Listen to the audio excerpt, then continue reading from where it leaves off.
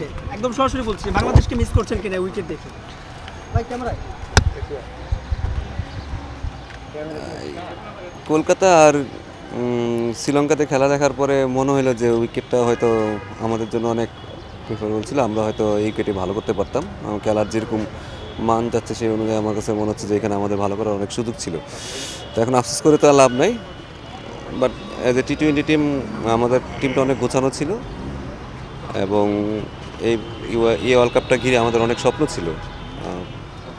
But আমার মনে হয় যে উইকেটটাও আমাদের ফেভারে ছিল। তো সব দিক দিয়ে আমার মনে হয় যে আমাদের ভালো করার সুযোগ ছিল, বাট এখন তো হয় না, আর একটা নিয়ে ভেবেও লাভ নেই আমাদের। সালাউদ্দিন ভাই, এখন তো সামনে আমাদের সামনে ওয়ানডে বিশ্বকাপ আসলে বিসিএল দিয়ে আসলে শুরু হচ্ছে।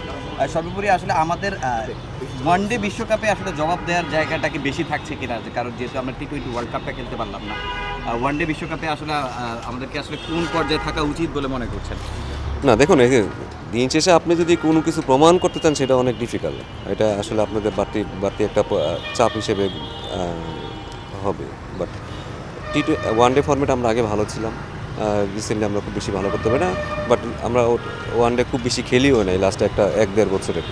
ওইখানে আসলে পারফরমেন্সের গ্রাফ উপরে ওঠার মতো আসলে খুব বেশি টুর্নামেন্টও ছিল না।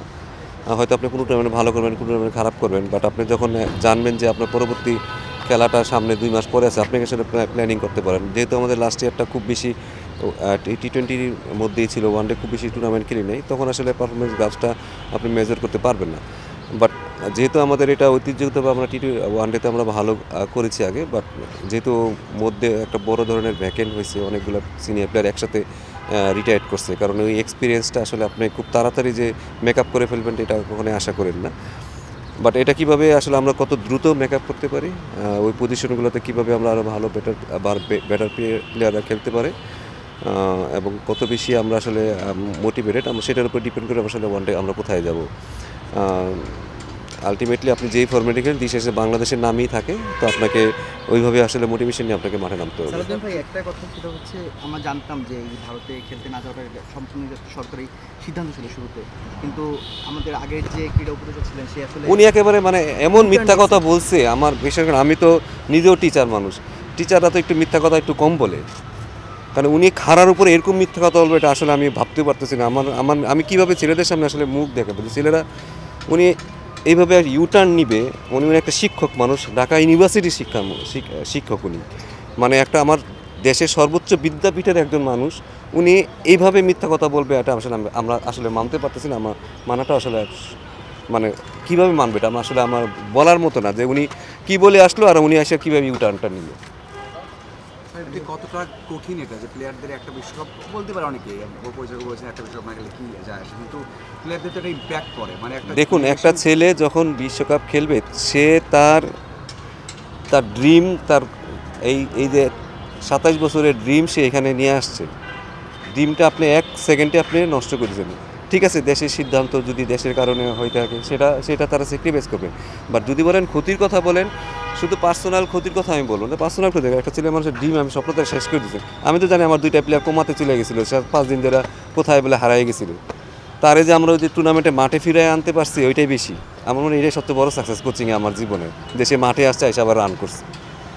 একটা মানুষ তো অনেক বছর ধরে স্বপ্ন দেখে একটা ওয়ার্ল্ড কাপ খেলবে, ঠিক আছে, শুধু এখানে তো টাকা পয়সা তো একটা ফ্যাক্টর, ওইটা একটা ছোট ফ্যাক্টর।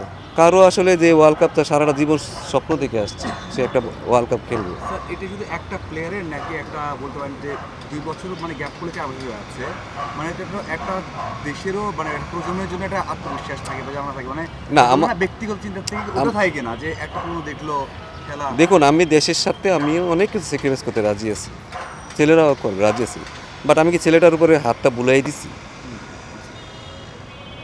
বাবা তোমরা খেলতে পারতেছো না এই কারণে একটু সুন্দরভাবে কমিউনিকেশন করে আমার মনে হয় তাহলে কি অনেক কিছু মানা যায়। কারণ দিন শেষে তো শুধু আর্থিক বলেন, স্ট্যাটাস বলেন, অনেক কিছু এখানে ম্যাটার করে, ঠিক আছে। আমাদের ওদের পাশে থাকাটা খুব বেশি জরুরি ছিল। আমার যেই টুর্নামেন্ট হয়েছে আমি একটা দিনও টেকনিক্যাল কোনো কথাই বলি না ওদের সাথে, কারণ আমার পক্ষে আসলে তাদেরকে বোঝানোটা সম্ভব না, কারণ তারা মাঠে ফিরানোটা হচ্ছে আমার সবচেয়ে বেশি আসল কাজ। এখন মাঠে ফিরেছেন কিন্তু কত কঠিন তাদেরকে মানে অনেকে ভাববে যে ওই যে ম্যাচ খেললাম না 3টে ম্যাচ বা 4টে ম্যাচ, কিন্তু ওদেরকে যে ওদের মোটিভেট করা মানে আবার নেক্সট ওয়ার্ল্ড কাপে তৈরি করা, এটা কি একদম বলা ইজি নাকি সবসময় এটা একটা ইম্প্যাক্ট করবে? দেখুন, এক একটা মানুষ এক এক রকম, হয়তো কেউ খুব তাড়াতাড়ি রিকভার করে ফেলবে, কেউ হয়তো এটাকে অনেক ওপেন মাইন্ডে নিবে, যার গ্রোথ মাইন্ডসেট আছে সে হয়তো তাড়াতাড়ি নিবে, যাদের আসলে অনেকে ফিক্সড মাইন্ডসেট আপ থাকে, মাথা একটা দিকে চলে, তাদের জন্য অনেক ডিফিকাল্ট। ফার্স্টেশন তারা আসলে সহজে ওইখান থেকে নিতে পারবে, মানে ওইটা ফার্স্টেশন তার বাড়তেই থাকবে। বাট সবার মেন্টালিটি তো একরকম না, কেউ এটা বললাম না পজিটিভ নিবে, কেউ নেগেটিভ নিবে, কারো হয়তো জীবন পুরাটাই চেঞ্জ হয়ে যেতে পারে, এটা আসলে বলাটা বহুত মুশকিল। লাস্ট কোশ্চেন, মানে সেটা হচ্ছে রিসেন্ট টাইমে আমরা দেখছি যে প্লেয়ারদের নিয়ে দর্শকেরও একটা খুব বাজে পারসেপশন তৈরি হয়েছে। দালালরা রড শুনতে হয়, মাঠে নামলে অনেক কথা শুনতে হয়, গালি শুনতে হয়, অনেকে তো অনেক এগ্রেসিভ ইয়ে নিয়েও আসে। যখন মিরাজ নামলো তখন দেখেছেন, যতই খারাপ হোক এর আগে কখনো এই দৃশ্য বাংলাদেশে দেখা যায়নি। যতই খারাপ হোক সাকিব তামিম কিন্তু অনেক কথা হয়েছে, তারা দুজন মাঠের মধ্যেও এগ্রেশন দেখিয়েছে, কিন্তু এইরকম দেখা যায়। মানে এই দায়টা আপনি কার মনে করেন, যে দর্শকের, প্লেয়ারদের, নাকি বোর্ডের, না আমাদের? আর এটার সমাধানটা কি? এটা তো আসলে আমরা সবাই, আপনারা এর মধ্যে বাকি না, ঠিক আছে, আপনারা এর মধ্যে বাদ যান না, কারণ উস্কানিটা আপনারা শুরু করেন মাঝে মাঝে। তো আমার মনে হয় যে এটা আসলে আমাদের শিক্ষার ব্যবস্থা আমাদের খুবই খারাপ। এত শিক্ষিত জাতি হিসেবে আমরা আসলে কখনোই প্রমাণ করতে পারিনি, এটা আসলে কবে প্রমাণ হবে আমি জানি না। তো সবারই আসলে শিক্ষার খুব দরকার। ওই এডুকেশন সিস্টেমটা আমার খুব মনে হয় যে খুব ভালোভাবে পরিচালনা করা উচিত। কারণ আপনি যখন 6-এ পড়েন, আপনি যখন 7-এ উঠছেন, 6-এর বই আপনি একটা প্রশ্ন আসলে কিন্তু আপনার লিখতে পারবেন না, কারণ আমার সিস্টেমই খারাপ, কারণ আমি কিছু শিখি নাই আসলে, আমি খালি বইটা পড়েই লিখছি। তো শিক্ষা ব্যবস্থাটা যদি যতদিনে বেটার হবে, ততদিন হিসেবে জাতি হিসেবে আমরা কখনো বেটার হব না। এই যে বিশ্বকাপের ওয়াইডার ইমপ্যাক্ট কি দেখেন পুরো বাংলাদেশে? ওইটা আমি কথা বললাম। ওয়ার্ল্ড কাপ নিয়ে কিছু নেই। আর নেক্সট আমাদের যে অ্যাসাইনমেন্ট ওটা ওয়ার্ল্ড কাপই।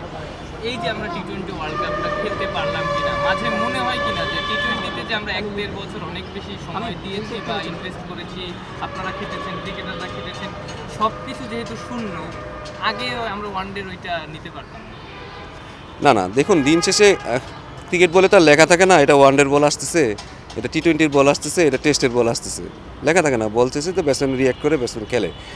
তো যে পারে সে সব ফর্মে নিতে পারে, ঠিক আছে। আমাদের মনে হয় মাঝে মাঝে আমরা গোলাই ফেলি আসলে, যেন সাদমান খেলতে পারবে না সাদা বলে, ঠিক আছে, ও শুধু এক ফর্মেটে খেলবে, 1 বছর পর পর একটা করে টেস্ট খেলবে, আর ওর কাছে আমরা 100 আশা করবো আর ও রান করবে, না, কিন্তু ক্রিকেট খেলা যেহেতু যে ফর্মেটে খেলে সে ভালো খেলার কোনো আমার মনে হয় খুব বেশি অসুবিধা হবে। বাট হয় কি, এক্সপিরিয়েন্স একটা বড় ফ্যাক্টর। একটা 5-6টা ছেলে যারা 200 বা 150 ওয়ানডে খেলছে, তারা জানে আসলে প্রতিটা মুভমেন্টে কী করতে হয়। এই একটা খেলা যেখানে আসলে অনেক এক্সপিরিয়েন্সের দরকার আছে, অনেক এক্সপিরিয়েন্স দরকার হয়, খেলা চেঞ্জ হয় অনেক। বা টি-20তে আপনি একই মাইন্ডে গেলে আসলে যে আমি যাই মারবো শুধু, আপনি আসলে সাকসেস হওয়ার চান্স আছে। টেস্টে যেটা আমি শুধু একটা শটে খেলবো, সারাদিন আর কোনো শর্টস খেলবো না, ওইখানে আপনি মানায়নি সাকসেস হওয়ার চান্স আছে।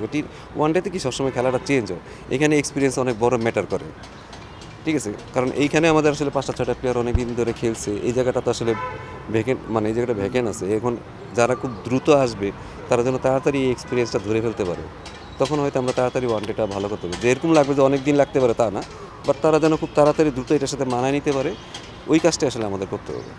একটু যোগ করি, আপনার তো ক্রিকেটারদের সঙ্গে কথা হয়েছে নিশ্চয়ই, অনেকেরই এইবার প্রথম ওয়ার্ল্ড কাপ ছিল, আবার ক্যাপ্টেন হিসেবেও লিটনের প্রথম ওয়ার্ল্ড কাপ ছিল। ক্রিকেটাররা এমন কোনো আফসোস বা কষ্টের কথা? না, আমি শুধু আপনাকে জাস্ট চিন্তা করে দেখি যে ওয়ার্ল্ড কাপ খেলবো আমরা তো 1 বছর আগের থেকেই আমরা স্বপ্ন দেখতেছি। আমি নয় কোচিং স্টাফ, আমি আর কোনো ফ্যাক্টর না, ঠিক আছে। বাট যেই প্লেয়ারটা, যে ক্যাপ্টেনটা, যে প্লেয়ারটা এতদিন ধরে 1 বছর ধরে, সে কিন্তু ওয়ার্ল্ড কাপের জন্য প্রিপারেশন নিচ্ছে যে আজকে ওই স্টেজে আমি খেলবো, তার জন্য এটা আসলে কতটা পেইনফুল সেটা সে ভালো জানে।